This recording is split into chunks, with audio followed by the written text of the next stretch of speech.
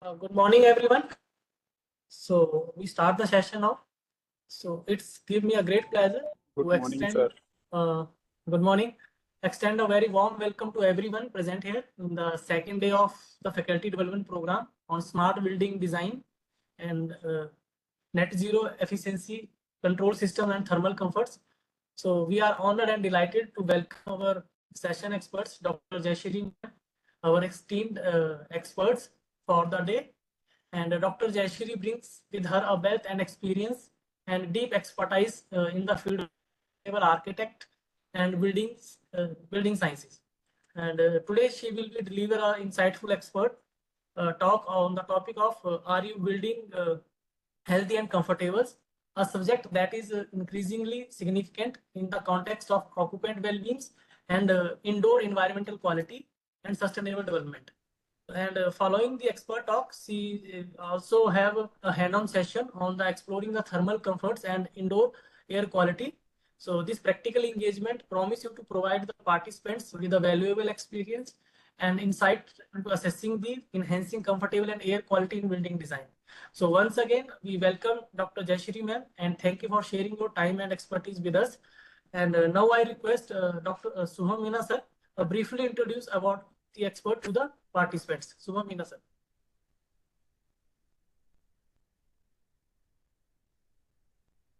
Hi, good morning, everyone. Uh, it is an honor to welcome Dr. Jayshree TK, Assistant Professor in Department of Architecture and Planning at National Institute of Technology, Calicut, to our gathering today. Dr. Jayshree is a distinguished academic and researcher in the field of sustainable architecture with specialized expertise in thermal comfort, ventilation, and energy efficiency in buildings. She earned her PhD from the National Institute of Technology, Tiruchirappalli, and has also completed her postdoctoral research at the prestigious institute, Indian Institute of Science, Bangalore.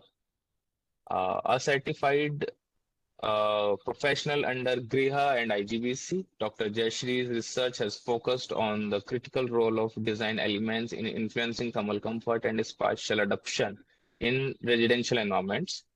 Her scholarly work has been widely recognized through numerous peer-reviewed publications in leading journals and conferences, particularly in the area of indoor air quality, ventilation strategies, and energy efficiency designs. We are delighted to have her with us today to share her valuable insights and cutting-edge research in sustainable building design. Please join me in extending a warm welcome to Dr. Jayasree. Thank you, Suham sir. And now I call Dr. Jayshree ma'am. Ma'am, please start the session and welcome you. Yeah. Thank you for having me here, and let us start the session. I will share my screen.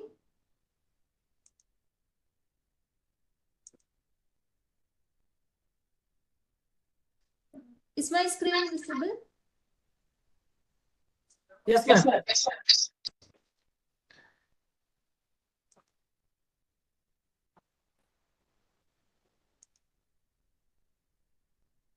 Screenshot ले लीजिए आप.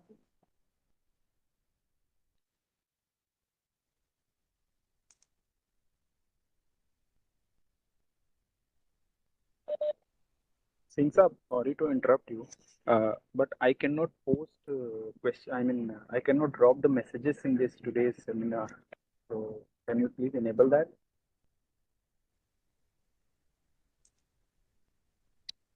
We will check. Okay. So, since you can see my screen, I have something to ask before we begin.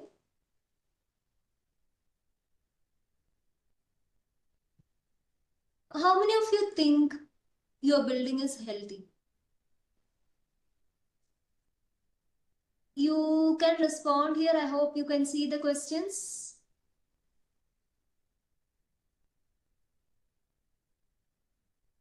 Can you see the questions?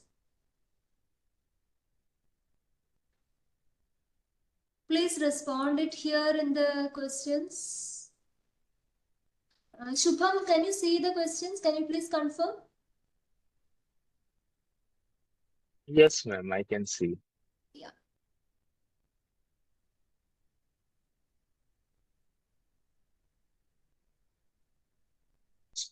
Now participants are participating. Yeah. Okay. Many of you are telling it is not healthy, and very few have told that it is healthy. So now let me ask you another question. Do you think your building is comfortable?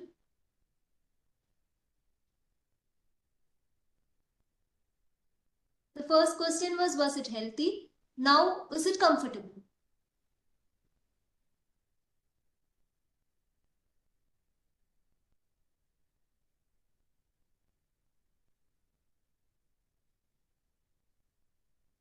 Okay, here there's no much difference. There are few people telling it's comfortable, whereas more people are telling it's not comfortable.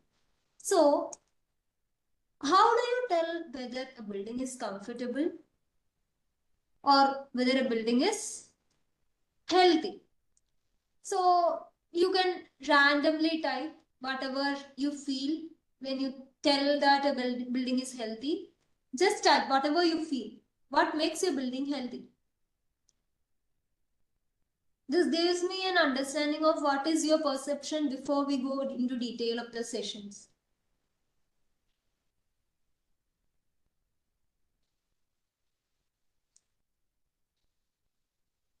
You can randomly type here what makes your building healthy. Someone is telling it's well ventilated. Then other good IEQ. Okay.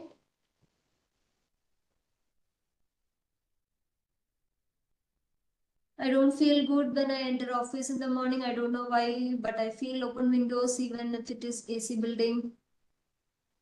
Okay, most of these are more or less related to the ventilation of the building. So,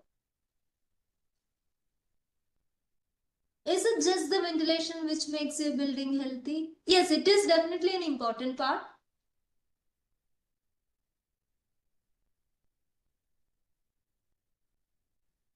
Okay, then let me ask you a simple question which you may be able to relate better.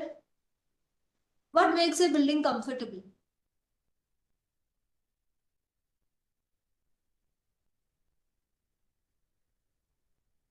Proper sunlight, ventilation, both are required. Okay.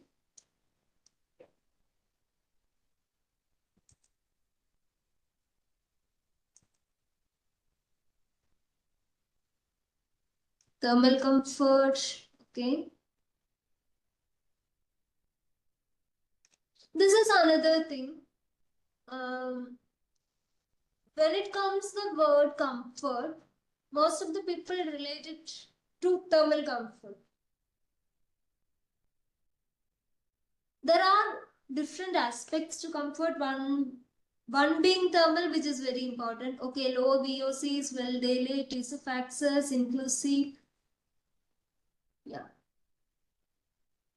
Building should be according to human comfort, daylighting, thermal comfort, and so on.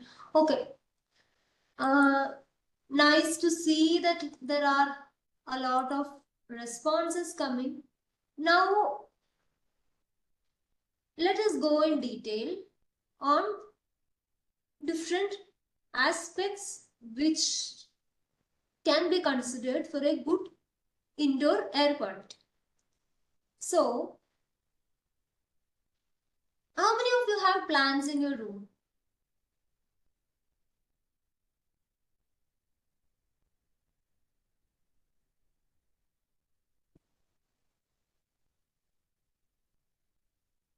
Yes, no, around the house? Okay, it's again a mixed response, though majority has plants. So, do you think plants play a role in making your building or making your space more comfortable.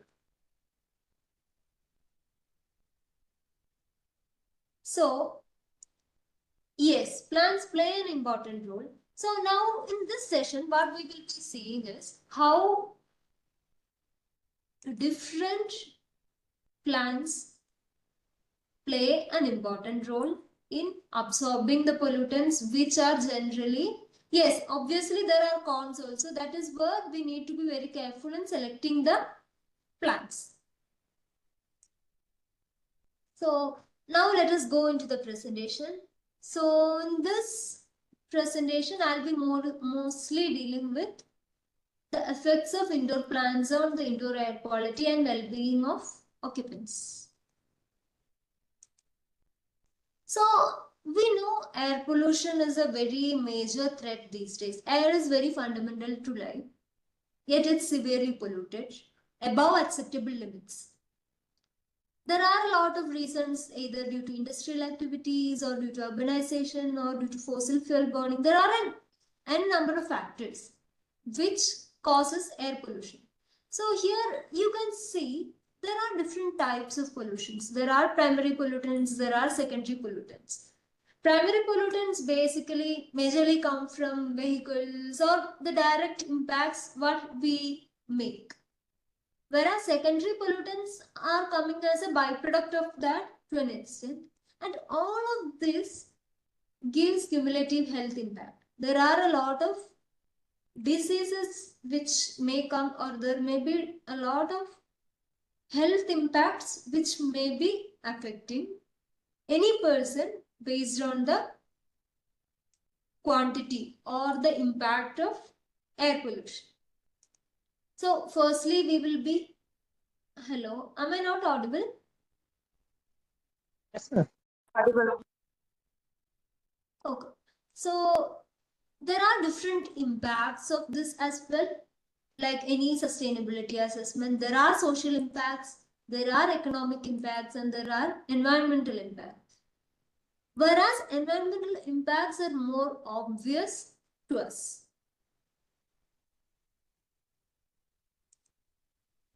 So, as per the statistics from World Health Organization, 3.2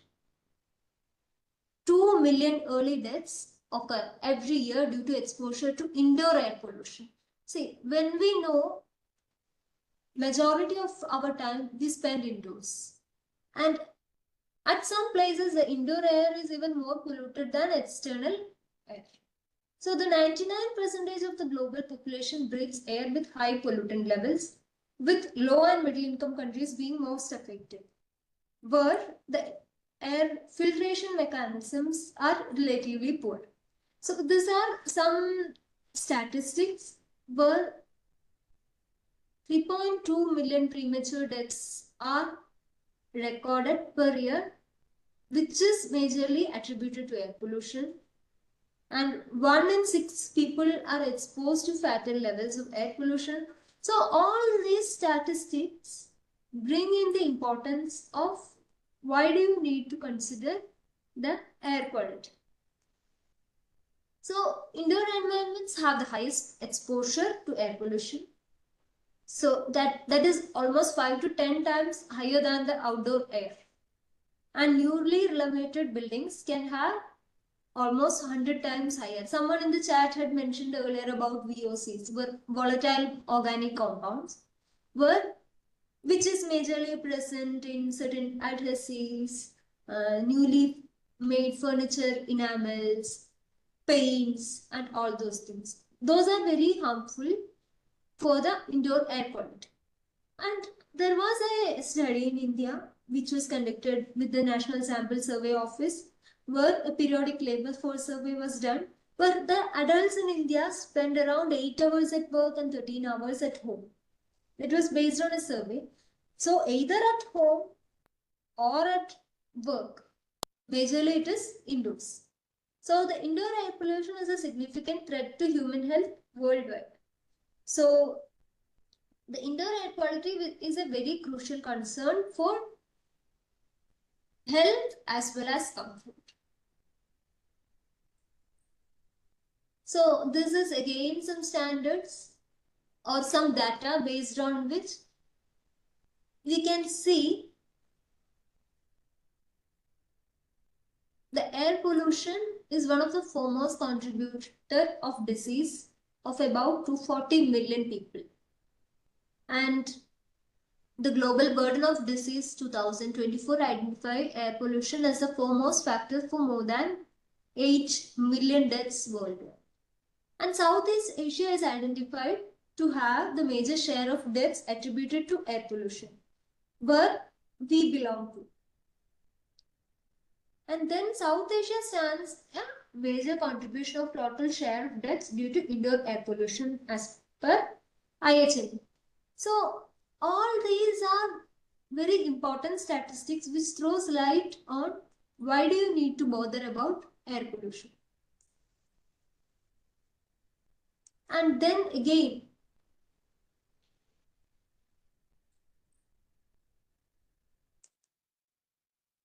you can see this based on the global map where India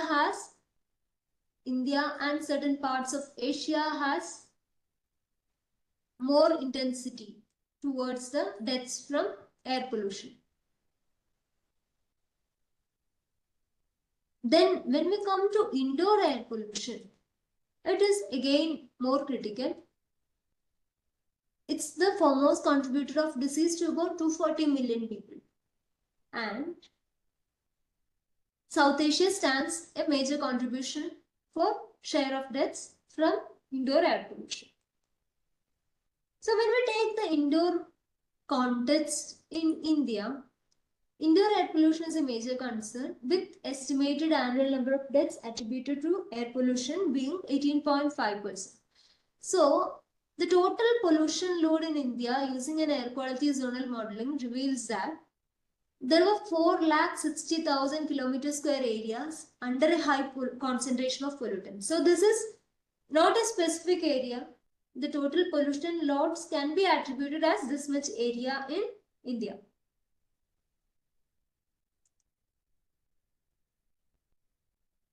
So we were telling about pollution till now. So what causes pollution? Or how do you tell something is polluted? There are different gases which we consider as pollutants, which are if they are above the permissible limits. So nitrogen oxide, sulfur dioxide, carbon monoxide, black carbon, ammonia, these are all considered as air pollutants when it is above the limit. So it was reported that average particulate matter in India was reduced by approximately 52% during the lockdown period, attributing to the fact on how anthropogenic activities lead to an increase in both indoor and outdoor pollutant levels. So the emission of air pollutants have been observed to have a steady rise as compared to the pollution emission contributed globally. So now I was telling in the beginning that we will be dealing more into the indoor plants and how it is affecting the indoor air quality. So let us see what are the questions we would be seeing today. What influence does indoor plants have on indoor air quality of space?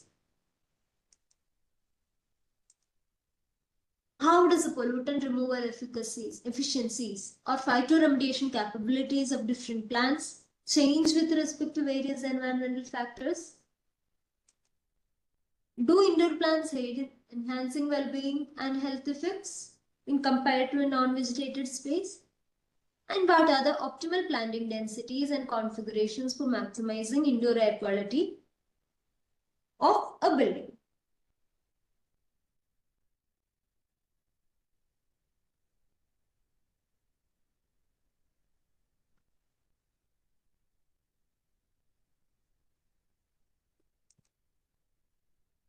So we are seeing this with respect to these objectives now.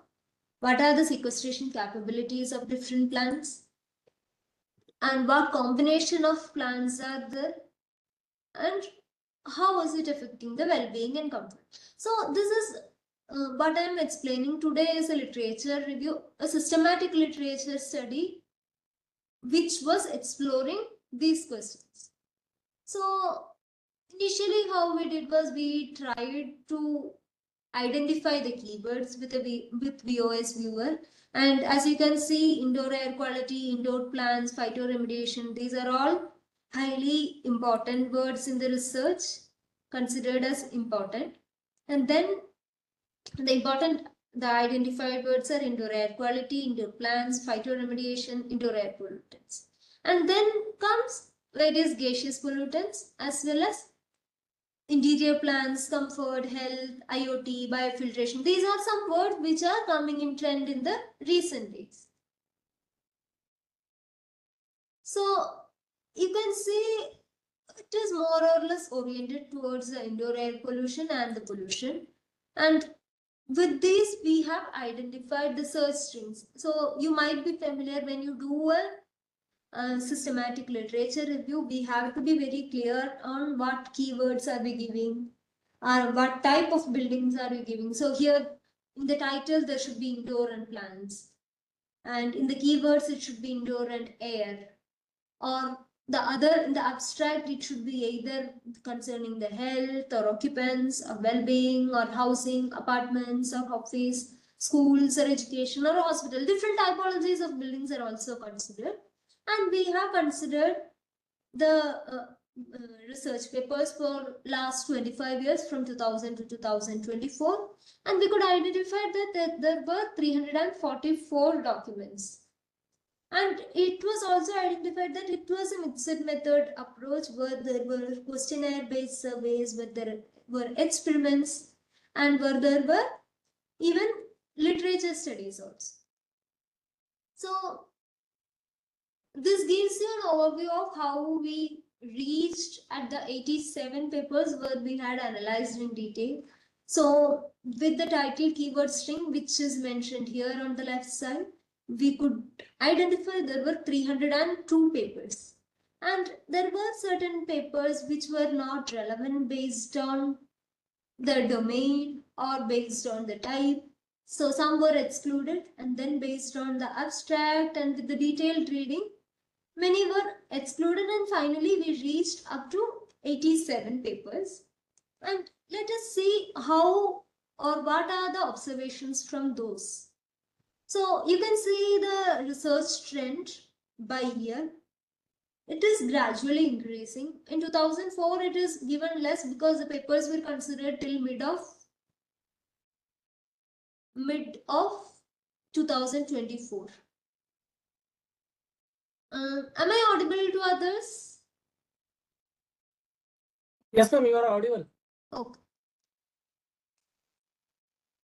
So again, based on the countries, there are a lot of studies in China and US where majority of the studies are being done in this domain. India is also not very far behind, but still not at the top.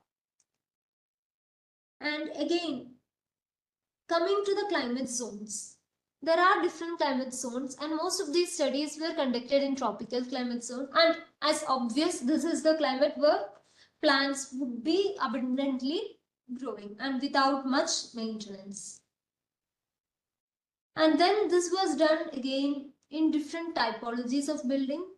There were only very few studies in hospital. That is also attributed to the concerns regarding the infections coming from pollens and other potential infections which may affect the patients.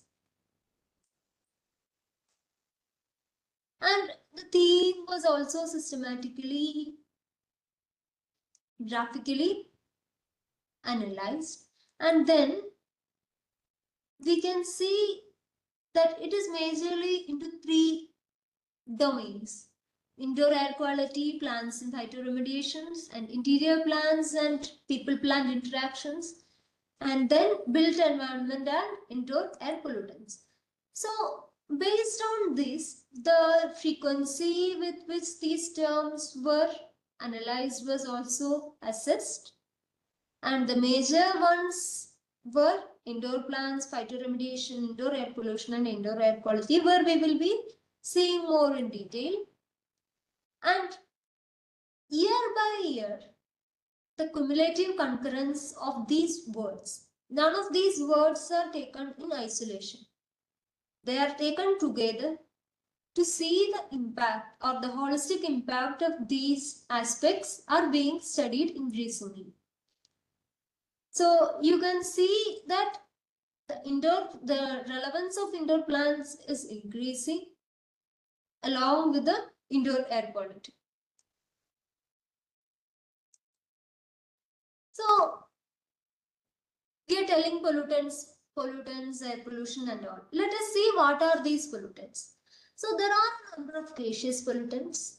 Sulfur dioxide, which is majorly sourced from various cooking sources, fireplaces, and also from the outdoor air. And then nitrous oxide, where gas fuel cooking and heating appliances generate. And then carbon dioxide, as usual, as expected, we humans produce it with various activities along with other things like cooking stoves, tobacco smoking, fireplaces, generator, etc. And then ozone. There are a number of outdoor sources along with photocopying, air purifying, disinfecting devices, all those means. And then comes VOCs. As I mentioned already, there are a number of products, especially in a newer interior environment, which emits these glues, paints, paper products, cosmetics, electronic equipments, cleaning agents. All this generate VOC to an extent. And then other things are benzene, toluene, and ethyl benzene. All these are considered as major gaseous pollutants. Apart from that is aerosol, which can be from pets or from molds, insects, dehumidifiers, tobacco smoke, etc. And then particulate matter. It can be from ovens, heaters, stoves, fireplaces, and from outdoor environment cooking, combustion activities like burning of candle, fireplace, chimneys. And then POPs consider hazardous substances that build up in the environment and in living things. So these are different pollutants. And in a recent survey conducted in IIT Kharagpur, in 3 tier cities in India, the predominant air pollution, indoor pollution sources were identified as microplastics, then product fumes and building materials such as asbestos. Asbestos is actually banned in India due to its carcinogenous properties.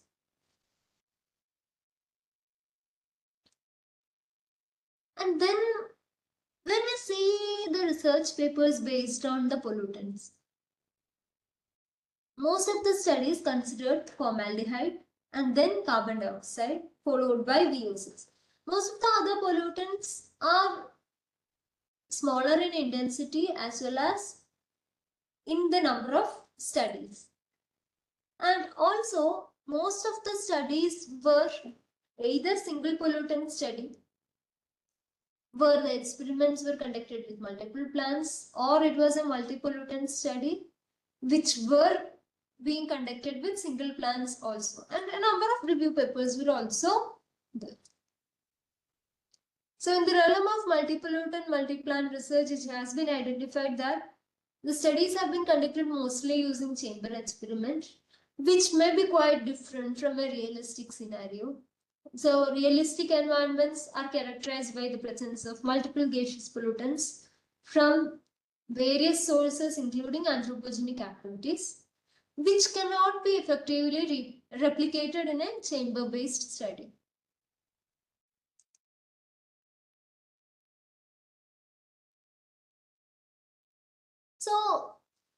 So initially we saw that a number of studies are done. Then we came to know what are the different pollutants. Now let us see what are the different health impacts from these pollutants. So this pollutants is the same list which we had already seen. So when we have a lot of particulate matter, it can or it may cause lungs fibrosis or any other respiratory diseases like inflammation, cardiovascular disease, dry eye disease, etc. And when it's benzene, it has the potential to cause leukemia, dizziness, irregular or rapid heartbeats, confusion, unconsciousness, etc. So to be simple, if you have spent or if you're spending full time in an air conditioned space without a ventilation for a longer period with full occupancy, there are high chances that you get dizzy or you get tired. You might feel that it's because you are working and that's why you get tired. It has a major contribution from the indoor air quality of the space as well. This we could very specifically tell we have based on some indoor air quality measurements which we had done here in the institute in the CAD lab for a period of whole day, when it was a whole day occupied studio where everything was closed. The ventilation was not properly working due to power cuts that day. The CO2 levels and the NO2 levels were extremely high towards the end of the day, which was causing fatigue for the occupants. And then the other ones are VOCs can cause chronic obstructive pulmonary diseases. Again, ozone can cause even lung and DNA damage, asthma, decreased respiratory functions, etc. And then aerosols can cause again respiratory diseases, allergies, irritation, discomfort, etc. So it can range from anywhere between allergy, cancer, circulatory disorder, respiratory disorder, digestive disorder, or even eye disease. So there are different ways in which the air can be purified. Again, it can be technological filters or it can be with plant-based filters which we were using or which we were exploring now. The technological filters are obviously more efficient but would require more resources and it may be expensive also.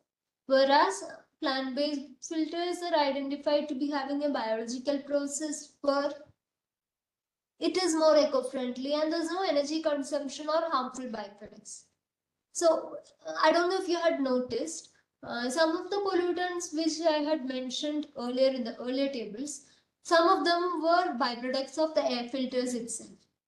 So even if it clears the air or filters the air, there are some byproducts when there is some activity happening or some machine being operated.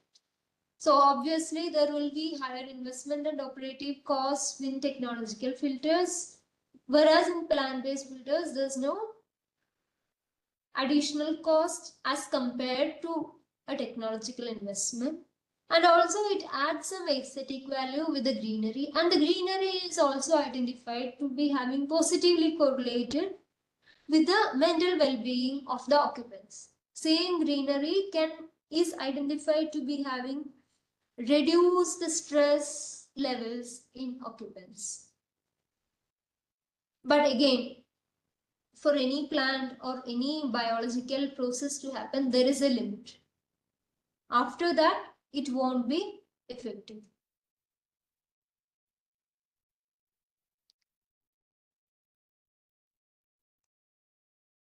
So again, when we are telling plant-based filters, it can be different ways.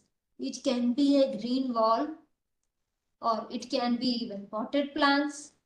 It can be hydroponics, where the plants are grown on water media. It can be a terrarium, or it can be aquaponics, or it can be a biophilic design where there is a combination of a lot of these things. Now let us see how do plants purify the air. or how do they sequester the pollutants. So there are different ways with which it is done. I'm not going into detail on any of these. Those who are interested, feel free to Google about it and get more insights on these ideas. Because as you can see, a plant typically has different parts like roots, leaves, wax, cuticle, and stem. So each of these takes part in the phytoremediation process, and it is done in different types of plants. This is where we have to be very careful. Some of you were mentioning that some plants have corns also. That is basically dependent on the way with which the plants function. So the CAM plants, they generally work in arid environments. They need low water availability, and it opens stomata at night. Whereas in C3 plants, where the mechanism is based on that, most common type of photosynthesis is used here. 85% of the plant species works on this, and this fixes the CO2 during the day. The carbon dioxide emissions during the day is fixed by these type of plants. Whereas in C4 plants, they are adapted to hot and dry environment with high light intensity. It has a specialized photosynthetic pathway to concentrate carbon monoxide. And there are certain plants which emits the carbon dioxide during the night, which is not generally preferred. And then there are different methods with which we can measure this. So there are different types of instruments. For particular matters, it can be a real-time direct reading instrument where the light scattering airborne particle counter is there. And it can be IAQ probe. These are different instruments which were mentioned in the research papers what we explored. And then there are bioaerosols, which can be measured with an impactor which has an air sampler which is directed on a growth surface, indenting microbial colony enumeration or metagenomic techniques. These are used specifically for plants. And then when there are VOCs, it can be again used either as sensoric air scan device or other iOS specified devices. And it can be, all this can be to an extent done with. What now? Sorry? Are you asking something? Mail only.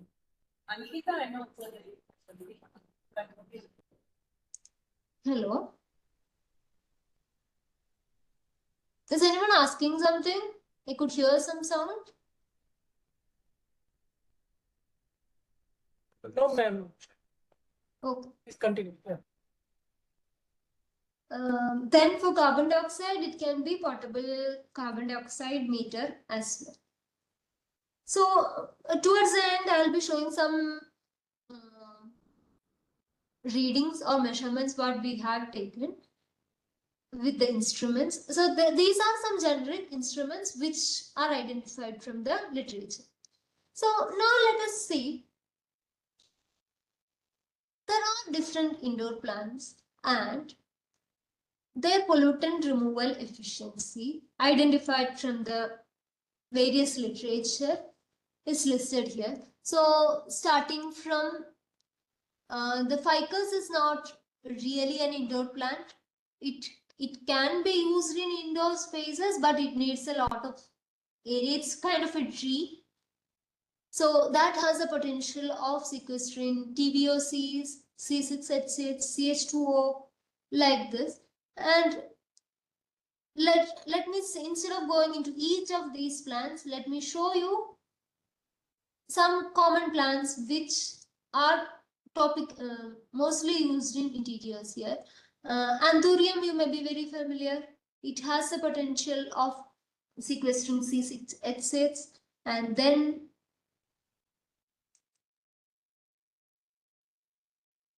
Philodendron hederaceum, that has the potential of sequestering most of the pollutants.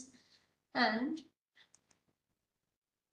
the problem here is there is a very limited research on multi-species or combination effects of plants in real-time setting. Most of these, the table what I had shown earlier, the quantification of the pollutant sequestration is done majorly in lab experiments, where in a chamber there will be some plants and some pollutants or some gases would be emitted there, and then after a point of time it would be measured again how much of it is being sequestered by the plants. Similarly, it was done in a chamber experiment where very systematically the pollutants are emitted as well as sequestered. Whereas in a real life scenario, there may be a multiple combination, and the way it is interacted with humans also may be very different. So there is a need for conducting a holistic study to study the influence of the multiple indoor gaseous pollutants.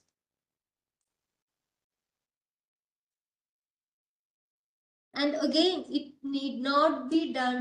cannot be done on a particular instant. It has to be a seasonal study, which is a long-term study, where you can observe for different or a longer duration of time how is it being changed. And moreover, most of the time what happens in research is there will be a lot of research publications, there will be a lot of data. It is rarely converted into a practical applications or guidelines. As architects or as someone who works in this field, it should be a clear intent for us to make it into practical application or guidelines. And when we choose plans for the research also, there has to be certain parameters to be considered. One basic should be it should be easily available plant species within the locality. Otherwise, it doesn't make any sense when it is not available easily. And those users or whoever is seeing the study also won't be able to relate to it. And then it should be adaptable. It should be identically or ideally a native species which is climatically suited. This was done in the context of Kerala. That is why specifically the climatic context of Kerala is being mentioned here. And then ease of care. The moment you have plants or the moment you have something living in your space, it becomes essential to take care of it. Unless you take care of it or unless you maintain it, it will not function as it should be. So it should be ideally plants which need lesser or minimal maintenance. And how is the photosynthesis mechanism happening? And which type of plants do we have to use, whether it's C3, C4 or CAM plants? That has to be decided based on the type of space and how we are going to use. And the growth characteristics, whether it will fit well in the space or whether the full grown plant would be too big or not suiting the environment which it should be. And the environmental impact which we can have an idea before we even planting it from the literature should be able to use. And most importantly, the economic factors, the plants that are mostly affordable should be preferred. So most of these observations were from various horticulturists, plant enthusiasts, and those who are working in this field. So these are certain indoor plants which may be suitable. ZC plant, which is there in most of the indoor environments these days, that requires very less maintenance. You can even leave it without even water for multiple weeks. It will still stay green and fresh. Then peace lily that thrives in low light and requires consistent moisture. So based on the type of plan, based on the description, or based on how we would be able to maintain, or how we, if it is a space where we have abundant water availability and where we would be able to take care of it daily, then you can choose such plans. But if the space is not very accessible, or where you won't be able to take care of it very often, then choose plans which may not require that. So these are some plans which can be used on it. And then there are a lot of pollutants, which the major ones which needs to be monitored are these VOCs, carbon dioxide, carbon monoxide, nitrogen dioxide, particulate matters, and ozone. And there should be long-term exposure studies in these. So we had a quick overview of the sources of pollutants earlier. This is again summarized. BTEX is majorly from paints, varnishes, adhesives, photocopiers, printers. This photocopiers, printers, and all is more relevant when you're concerned about an office environment where such activities may be there. But there may be places which may not require that. In residential spaces, some of these may not be very relevant. So most of the data what I have discussed here is there in this research paper. Those who are interested may go into this and read this in detail. I will share a QR code where you can actually, if you want to easily access it, you can scan this and get the link to that paper. And now I will be showing some other data where we have measured in a residential space with an IAQ monitor. So before that, let me ask you a quick question.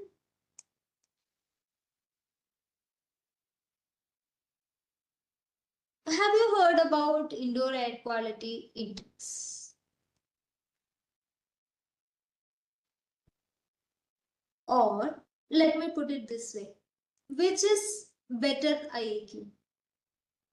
Is 50 AQI better or 100 AQI better? Please respond here.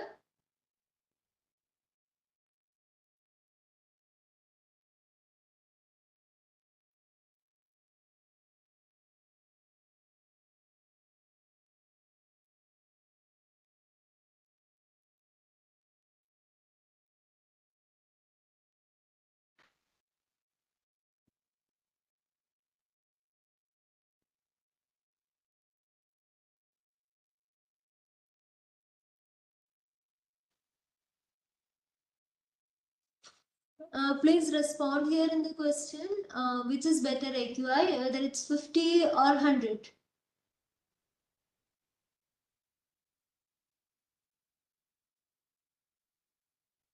Though there are only a few responses, those who responded 50 is better. Okay, well and good. So AQI is a tool used to communicate air pollution levels to the public so that in a way that can be related to them. So it translates the complex air quality data. We were telling about various pollutants. All those complex numbers, all those pollutants, all these are converted into a single number along with a descriptive label and a color code.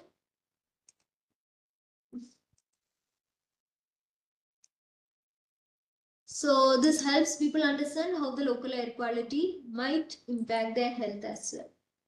So 0 to 50 is considered as good as per the Central Pollution Control Board's advisory. 51 to 100 is considered as satisfactory. 100 to 200 is considered as moderate. And 200 to 300 is poor. And above that is very poor and severe. Can you just tell what is the air quality index in your area now? I hope you can see the question here. You can just write.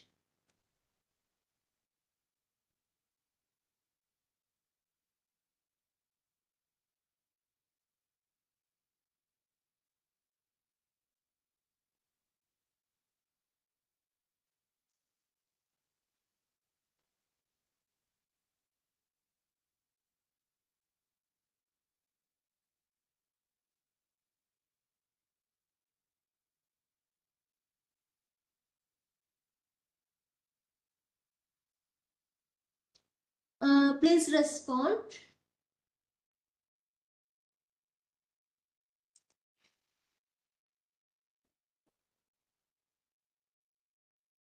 Only one response is received here. I think that Slido wala part is not able to see in some of the participants. Okay. The otherwise others can just type in the chat then. Any idea on what is the air quality index in your area now? Just type in your answers in the chat if you cannot see the Slido part.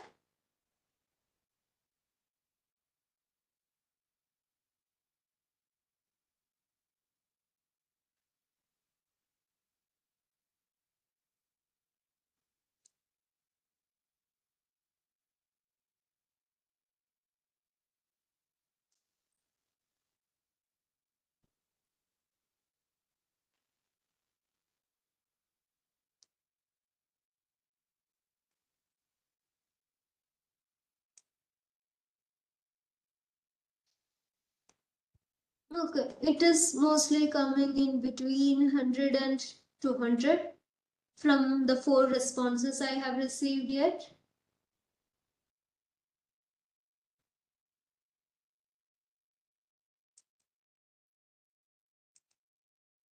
Okay. So let me show you an indoor air quality monitor. There are a number of IAQ monitors. This is the one which we have right now. This is of TSI make, which is US make. Where the different parameters what we can measure with this instrument is listed down here.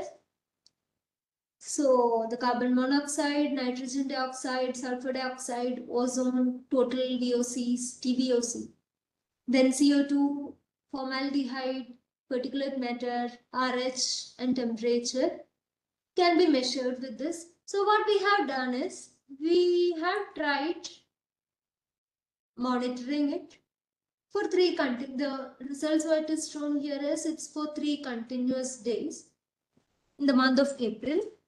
So it was on April 9, 10, 11, where on 9 April it was a normal day but with heavy cooking during the daytime and in the evening. April 10 was a normal working day and April 11 there were no people at the house. Only the monitor was being logged. So you can see there are sudden spikes. So here in the y-axis it's not mentioned. It's the air quality index which is mentioned. And the timing of the day is mentioned in the x-axis. So you can see the sudden spikes towards the evening of 9th April when there was heavy cooking involved. So this is the AQI. During the cooking time, the AQI was relatively higher, and when there were no people in the house, it was almost stable. There were no one to interfere with the air quality indoors. So when we take specifically into carbon dioxide, the carbon dioxide levels are quite high, around 1500 ppm on 10th April, the evening of 9th April, and around 1100 ppm during the afternoon hours of 9th April when the cooking was being conducted. And when there was no user interface, it was getting reduced. And even if there is no users, the building is indoors. the airflow is limited. So there will still be CO2 levels involved. And then regarding the temperature also and humidity also, you can see a very similar spike. Then when it is PM 2.5 and when it's carbon monoxide, when there is cooking and when there is cooking is a major activity inside in a household, which will have a major influence on the air pollution. So these are some references which are mentioned in the slides. Before we close, I'll show you some resources where you get the live air quality data. You can either see the link or I can even type the link in the chat box.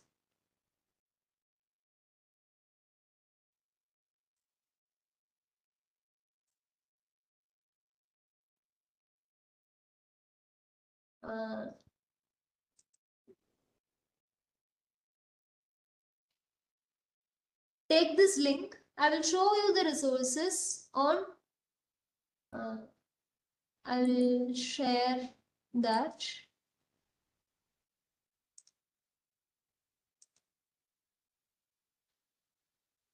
So this goes into the CPCB website, Central Pollution Control Board. Can you see the screen?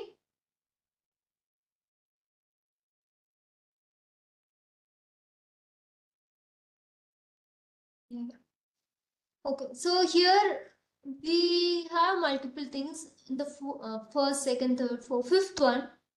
There is something called air, water, noise data, where you can go into air quality data and then you can go to live air quality index. The live air quality data for various stations in the country is being updated here. This will redirect you to another website. I will show you how it is done. So this is being redirected to another website where you will have to enter a CAPTCHA.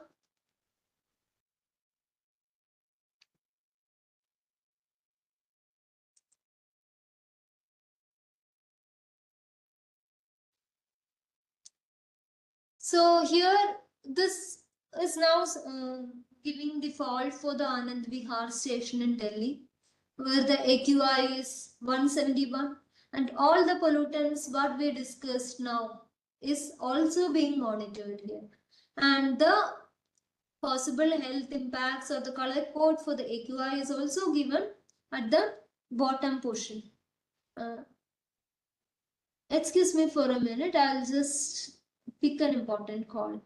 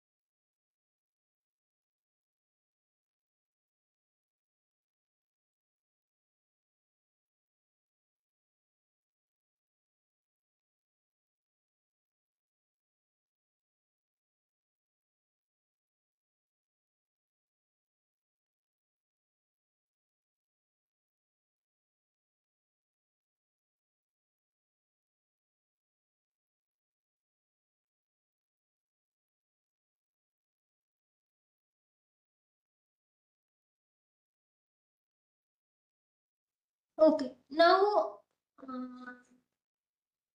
could everyone reach till this page?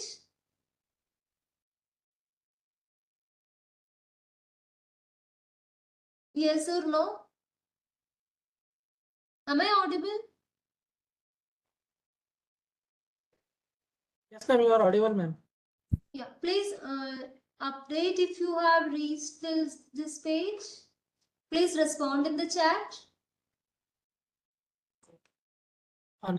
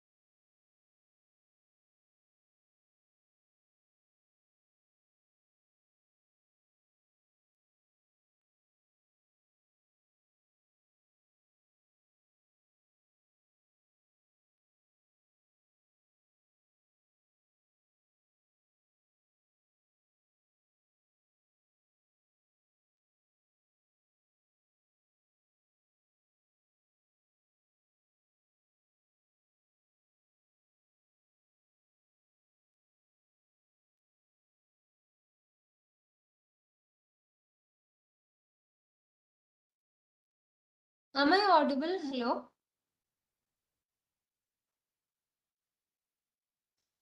yes, ma'am. Okay. I will go ahead then since no one is responding.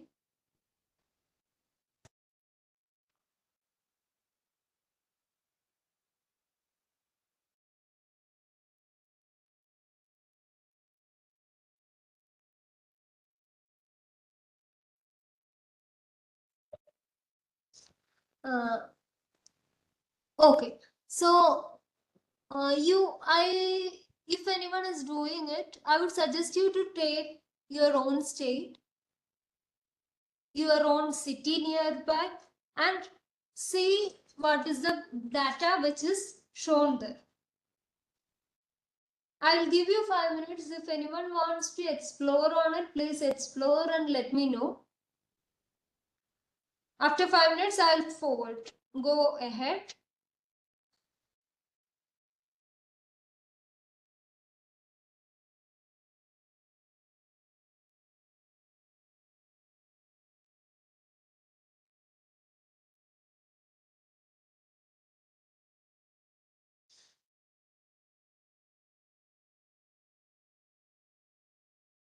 Dear participants, please get involvement in your hand-on sessions. As already ma'am shared a link with you. You go to the link and check the air quality of your cities and your areas. And further ma'am discuss again after 5 minutes.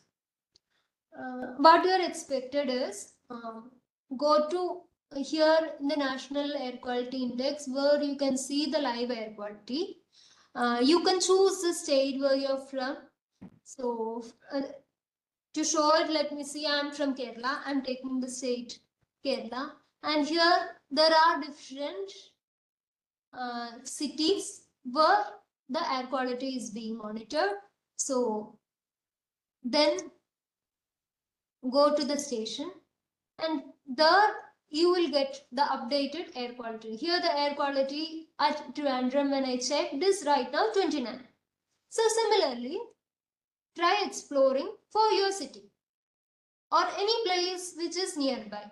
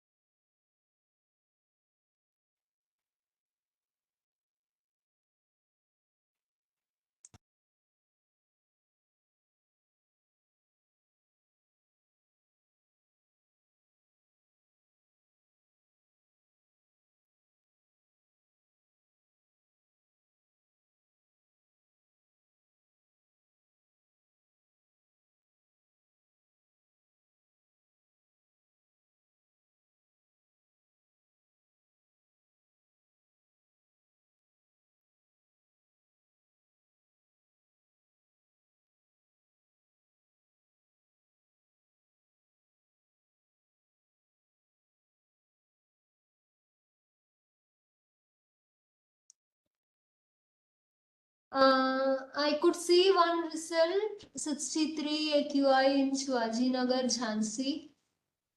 Anyone else who have tried?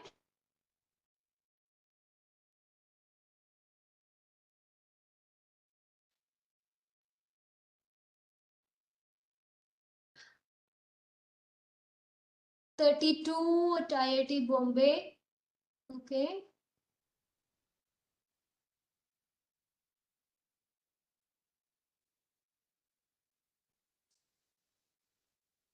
Okay, then I will go ahead. 118 in Haridwar. 66 Agra.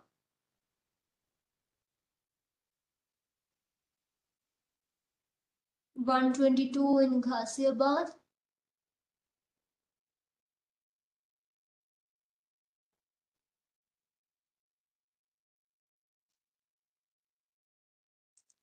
Okay, let me go back to the presentation. So we have an idea on where to see the live air quality index of the place very close to. So this is what we saw now. 130 Danapur, Patna. Then apart from this, there is another resource which you can explore is the air quality standards which are set by the World Health Organization. You can see that link or scan that QR code. I will show you how.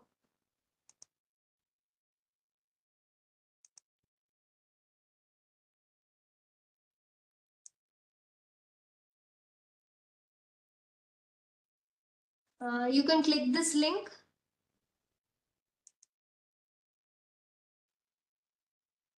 And it will take you to this page where the air quality standards database, which is an interactive tool by the WHO, World Health Organization. Could anyone reach till this page?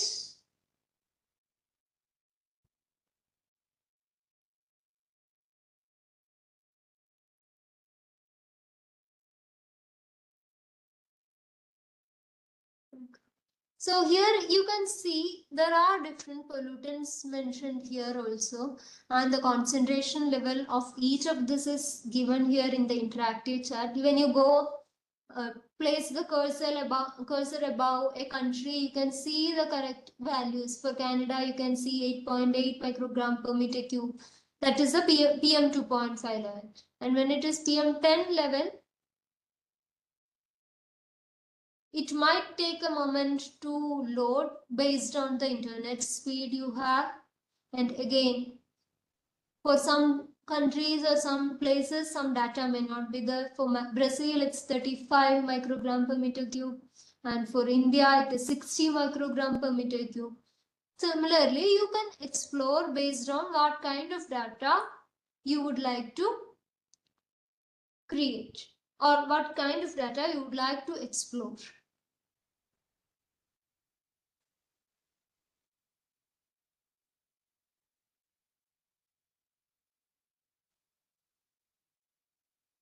Now, that's it from my side. You can ask any questions or any clarifications which you would like to have now.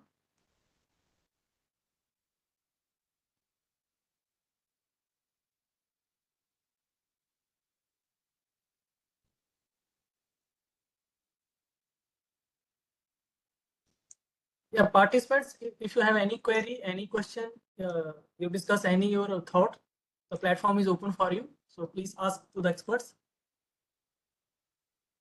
And already the ma'am had shared the link of how to measure the quality standards.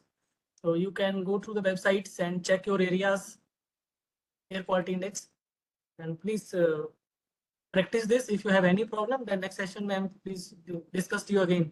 Yes, and I have one more suggestion. The next session, it is completely hands-on. I'll be introducing various online tools which are freely available for various calculations. So unless you are trying it hands-on, it won't make any sense. It might require a very good participation from your end.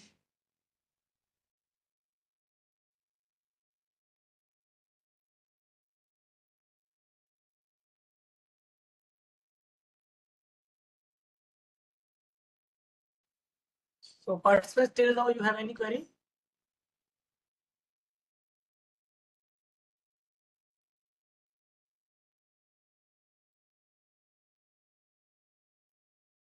Yes, ma'am. I'm speaking. Motilal Yes, please. Yes, sir, please. Madam इसमें क्या करना है please इसमें क्या करना है जो आपने जो दिया है ना चैट बॉक्स में जो link what we will do by this You link can explore what is the air quality data in whichever area you want. The first link was Okay. like whichever city you are from. If you are whichever city you are from, you can go check the air quality index of that area. So similarly, for any area, if you are interested, yeah. Like that, I am Jalawad near Kota, Rajasthan. So what type of quality, air quality, and so yes. Okay. One more question is that feedback is available in the or not? After that, I am asking the organizer. Sir, the Hello? feedback link and test link will be shared at the last session of the FDP, the last day. Okay. There is a single session and link, and that link will be shared by the EICT Academy. Okay.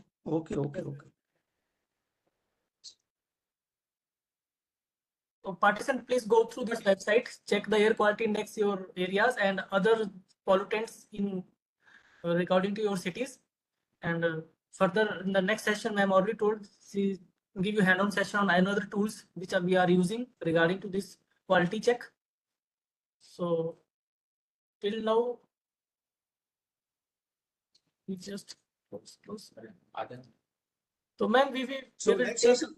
Shall we start the next session at 11:30? Is that fine? Ma'am, it's up to you. 11:30. Okay, ma'am. Next session is start 11:30. Yes, sir. Okay. Oh. Okay, then thank you. Okay, thank you, ma'am. So participant, we will meet again with the same experts at 11:30. So till that, Thank you and welcome again. Thank you, ma'am.